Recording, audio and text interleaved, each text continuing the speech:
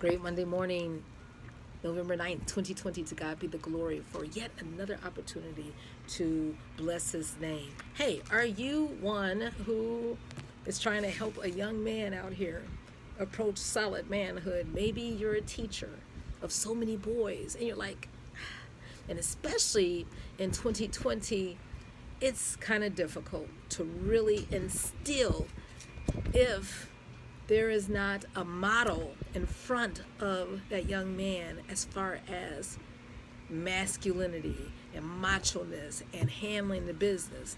I was sharing with someone how I never saw my dad sleep in. As far as when I was growing up, he was always the first one to be awake.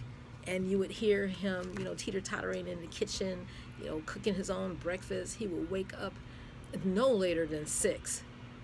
And we're talking on the weekends. We're talking about on holidays in the summer, during retirement. And he would go back to the schools and serve. He just had that ingrained in him, organized. Everything had a place. Everything had order as far as what to do next and next and next, and the to-do list and the priorities. Well, he was in the military for a minute, and I just looked at verse 3 of 2 Timothy, the 2nd chapter. Says, "Thou therefore endure hardness as a good soldier of Jesus Christ." You might not have ever been in the Army, the Marines, the Navy, the Air Force, but you are a soldier of Jesus Christ. It doesn't matter if you're a woman or a man, a teenager, you have been enlisted, yes, to serve him.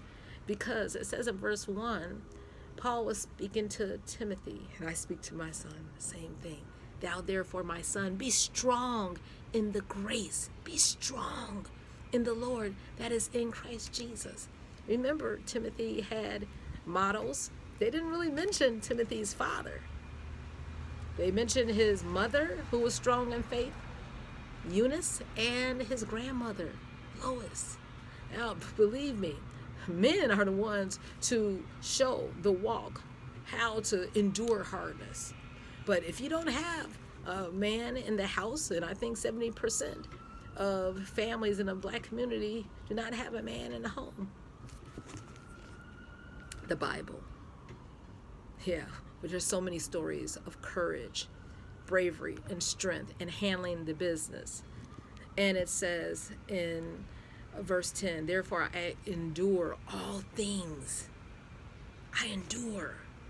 And when I do that, I am able to shun profane and just craziness and wasting time. I know how to order my day aright and handle the business.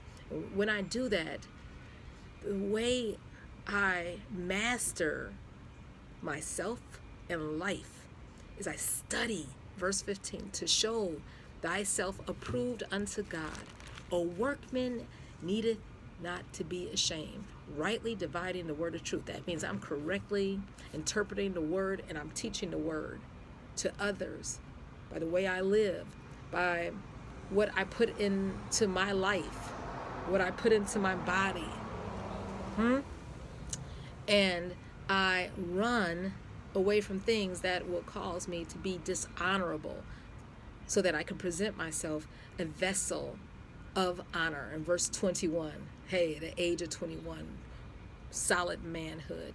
It says, "If a man therefore purge himself from these things that take away from his honor, and he's sanctified, set apart, and meet for the master's use, and prepared unto every good work, he flee off also youthful lusts, that takes him away, that subtracts his holiness, but follows righteousness, charity, peace, faith, with them that call on the Lord out of a pure heart."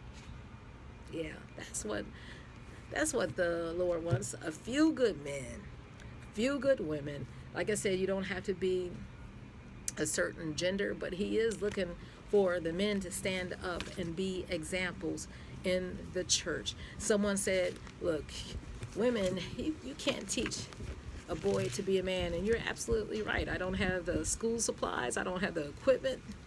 I don't have it. I wasn't born with it.